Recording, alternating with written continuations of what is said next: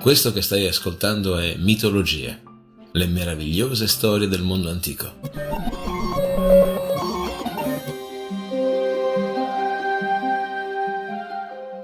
Questa che stai per ascoltare è la puntata numero 172 ed è la terza puntata speciale, una specie di strenna, si potrebbe dire.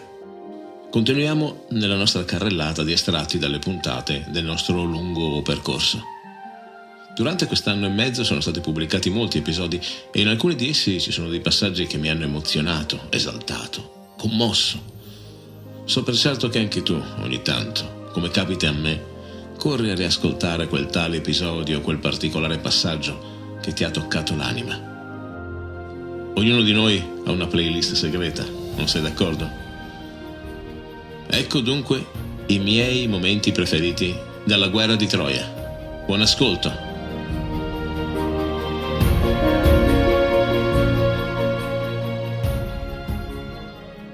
Il primo episodio del 2023 è stato dedicato alla storia di Protesilao e Laodamia.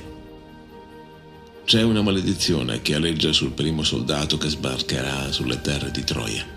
Dopo pochi minuti il poveraccio verrà ucciso da Ettore.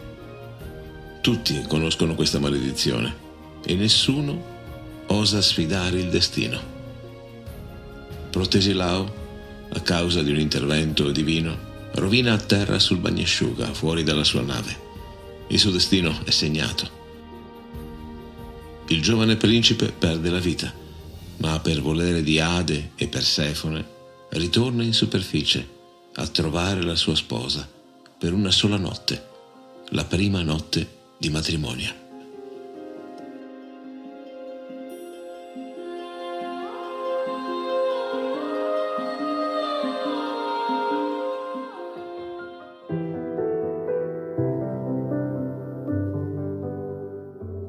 Laodamia, nel suo cuore, percepisce in me la morte del giovane marito.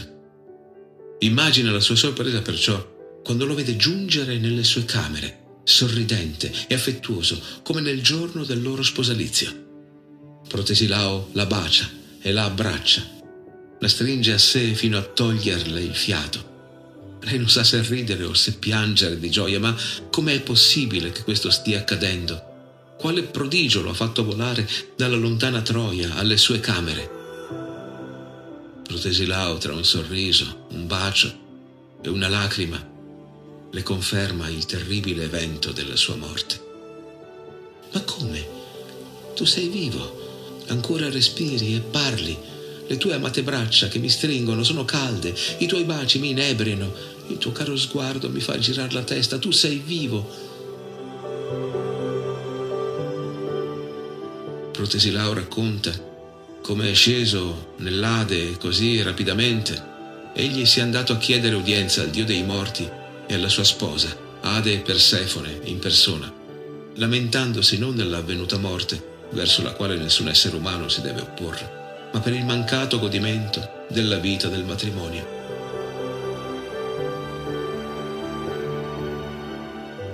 Usando parole delicate, Protesilao ha commosso Persefone e alcuni dicono anche Ade. I due numi del sottosuolo gli hanno concesso perciò un ultimo giorno da trascorrere sulla terra, per un ultimo abbraccio con la cara sposa, giusto il tempo di dirle addio. Secondo alcuni questo permesso dura invece 3 sole ore. I due si abbandonano l'uno all'altra per una ultima appassionata notte insieme, tra baci e lacrime. Allo svanire di Protesilao, alle prime luci dell'alba, una disperata Laodamia affoga il suo pianto tra le lenzuola.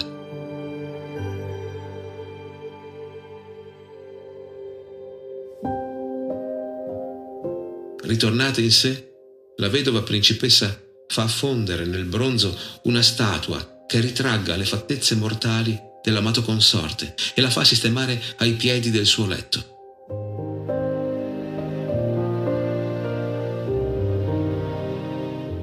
Tutte le sere, prima di coricarsi, ella bacia quella statua, la carezza, le parla, come se si trattasse del vero marito. A volte sfiora quel petto muscoloso, si avvinghia a quelle braccia, si stringe fortemente a quel corpo di bronzo.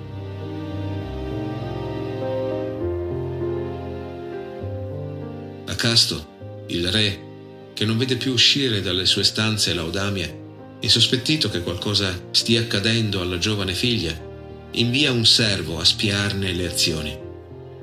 Quando il servitore riporta al re gli atti della principessa, Acasto decide di porre fine a questo insano rapporto con un simulacro. Fa rimuovere la statua dalla camera della figlia e dà ordine di costruire un enorme calderone per poterla fondere. Alle disperate preghiere della figlia, che lo implora di lasciarla vivere in pace, con almeno questo ricordo del marito, Acasto risponde con un secco diniego. Quella statua tentatrice va fusa, e questo è quanto. Con gli occhi sbarrati dal dolore e rossi dal pianto, Laodamia assiste al lancio della statua nella bocca del calderone. Trovando la forza, lei non sa nemmeno dove, riesce a divincolarsi dalle guardie che la trattengono, stringendola ai polsi e alle braccia. Laodamia, dalle vesti bianco-oro, corre verso il fuoco e si getta nel metallo fuso con quello che rimane del suo amato consorte, morendo con lui.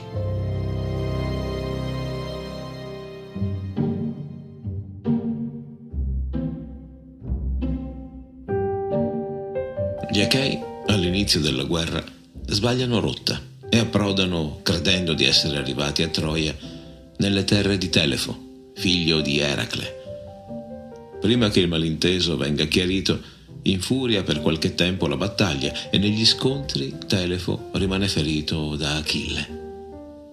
La pace viene fatta e gli Achei riprendono il mare. Passa il tempo e la ferita sulla coscia di Telefo sembra non voler guarire. Il responso dell'oracolo di Apollo, interpellato per una soluzione, è veramente strano.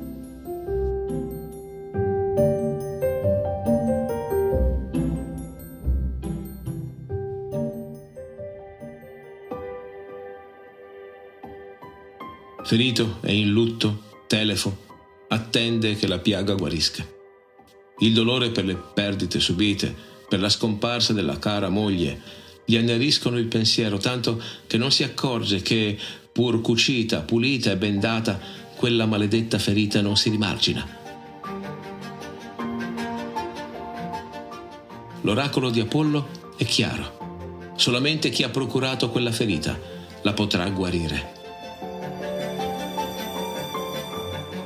No, di nuovo quei maledetti invasori. Come fare per andare a chiedere aiuto proprio a coloro che gli hanno procurato tanto dolore? E poi glielo concederanno questo aiuto?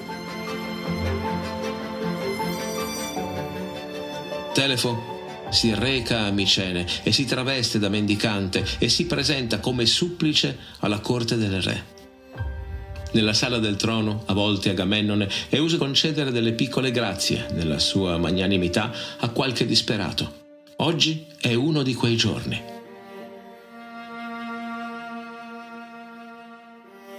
Su consiglio di un personaggio che per il momento tengo segreto, in un lampo Telefo si libera dai poveri panni, con la sua immane forza spinge facilmente di lato le guardie che sorvegliano la sala, raggiunge la culla dove dorme il piccolo Oreste, figlio di Agamennone, lo prende con una mano sola e lo alza al cielo. Il bimbo piange disperato. Agamennone, re di Micene, stritolerò tuo figlio se non mi farai guarire.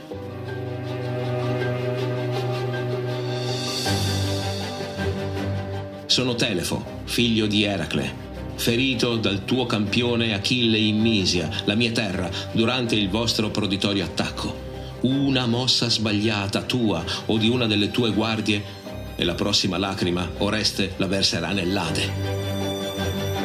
Che nessuno muova un solo dito. Non è la voce di Agamennone che riempie l'aria della sala, ma quella dell'indovino calcante.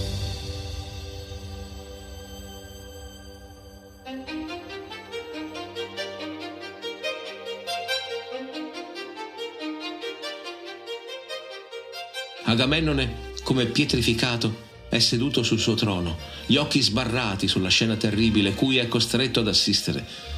Poi delle sommesse parole gli escono dalle labbra. Telefo, figlio splendente di Eracle, non come nemico di Micene ti accolgo nella mia reggia, ma come il campione che ha saputo tener testa alle mie truppe nello sfortunato incidente in Misia. Le tue gesta con rispetto si cantano anche qui nelle mie terre, e l'ammirazione che la tua figura desta nel mio popolo vede anche me un testimone. Ah, non sei fatto per queste parole mielose. Non sei tu che parli, ma il tuo timore per il destino di Oreste. Nulla hai da temere per la sua incolumità se mi dai la tua parola che mi farai guarire. La parola di un re non torna indietro, e la tua parola sarà per noi un suggello. Voglio che venga qui convocato il mio feritore, Achille, figlio di Peleo, re di Ftia.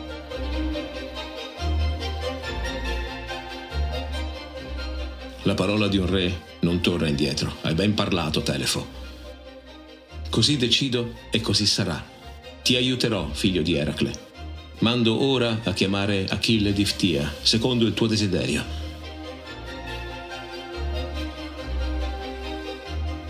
Achille, giunto alla corte, gratta via dalla punta della sua lancia un po' di quella che appare come ruggine, ma che invece, dico io, è forse il sangue rinsecchito di Telefo.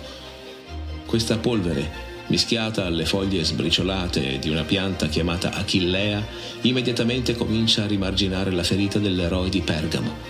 Telefo ricompensa l'eroe con dei cavalli.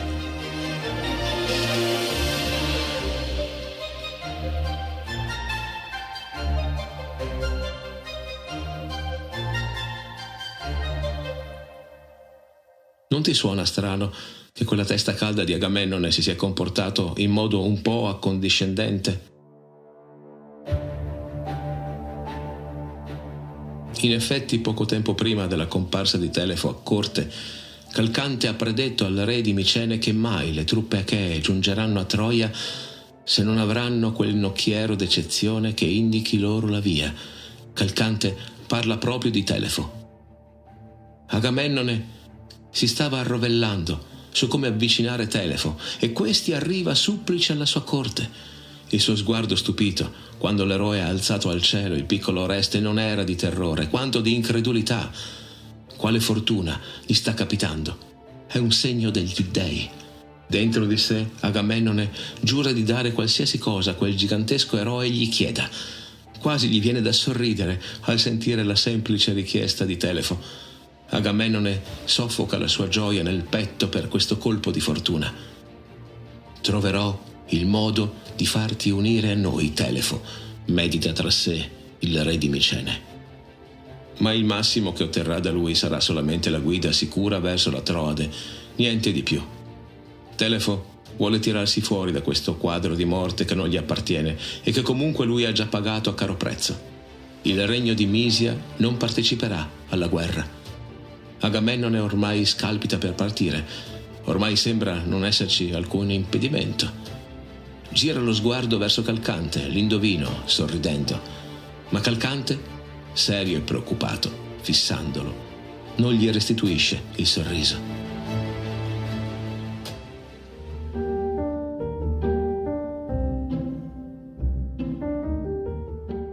Calcante, come hai sentito, ha appena dato un'occhiataccia al suo re. Penso che l'episodio che è stato dedicato al veggente trovi uno dei suoi punti di forza nel racconto della morte del personaggio. Al contrario di quanto ci si può aspettare, la situazione è comica, se non grottesca. Calcante, infatti, entra nell'Ade ridendo, soddisfatto.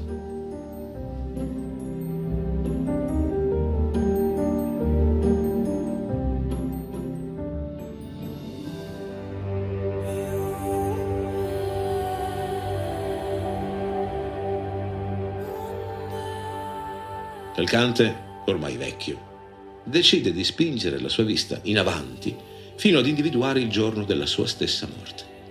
Egli si prepara, perciò, ben vestito quel giorno, tutto curato e pettinato, e attende pazientemente l'ora della sua morte. Ma sarà di mattina? No, il cuore batte forte, nessun problema, al respiro. Neanche al pomeriggio Thanatos, la morte, si fa vedere. La giornata passa lenta, con Calcante che attende con sempre maggiore ansia e trepidazione il momento fatale. Ma anche la sera trascorre serena e lieta, senza alcun malessere, nemmeno un colpo di tosse o un giramento di capo, nulla. Sconsolato, Calcante guarda le stelle della notte che si accendono nel cielo. Che sia riuscito, prevedendola, a sfuggire alla propria morte? No, non è verosimile questo. Possibile che abbia sbagliato, ma proprio su una questione per lui così importante, la propria morte.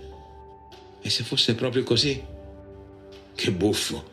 La sua preveggenza ha determinato le scelte di 1000 altre persone e ora, quando si tratta di lui, i suoi poteri lo ingannano?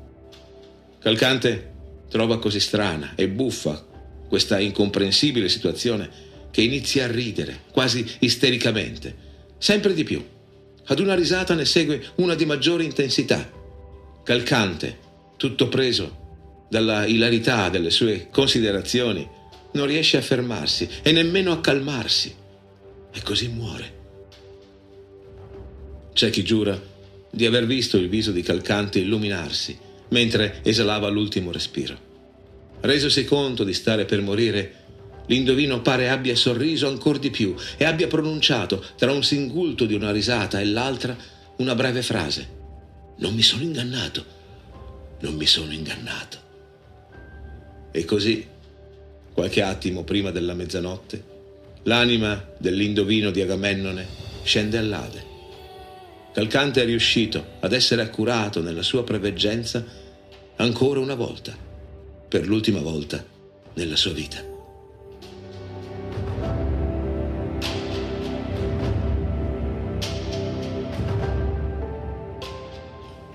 Questi sono solo alcuni estratti dai molti episodi che sono usciti in questo percorso. È in arrivo una nuova puntata con il meglio di altri 3 episodi. A presto.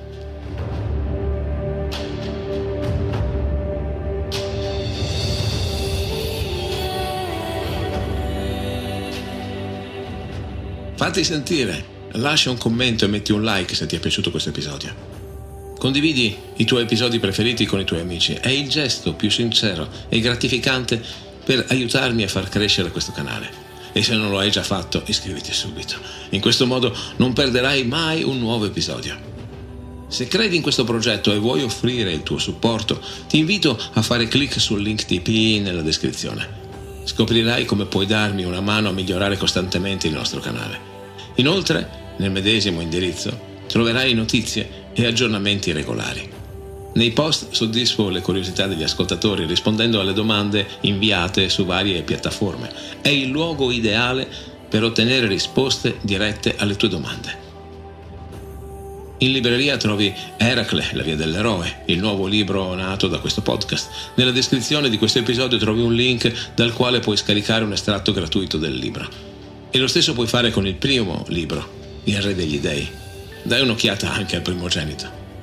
Ringrazio i mecenati che su TP supportano questo podcast entrando anima e cuore nel progetto. Speranza, Giacomo e Vanessa. E i nuovi sostenitori, Alessandro, Francesca, Rossella e Sara.